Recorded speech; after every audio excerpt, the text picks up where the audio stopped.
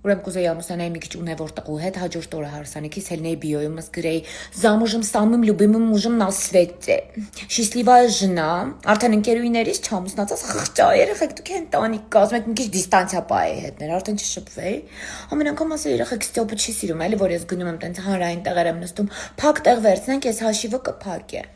Մի քանի ամիս հետո իմանայի, որ մարդը ինձ դավաճանում, ասեի ոչինչ, ես իմ ողբը կարծեի թազա բրասլետի վրա։ Հա ոչ չեմ բաժանվի հետ գնամ հին տաշտակ մեր տուն։ Թաքուն տակից փոխավակեի մեր տունն է ռեմոնտ անեի։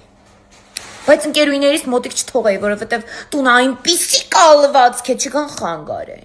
Մինչև բուգս ոսկեղենս լսնեի, գնայի ցուցադրեի, ինձ տենային այնպիսի աջողությունների եմ ես ասել։ Այդպիսի պատից կախ, ճակատից կախ սեր եմ ուզում, տենչում, Ստյոպ ինձ թագու նման է պահում, դուք ինչ եք ասա, աղջիկներ խղճում եմ ձեզ։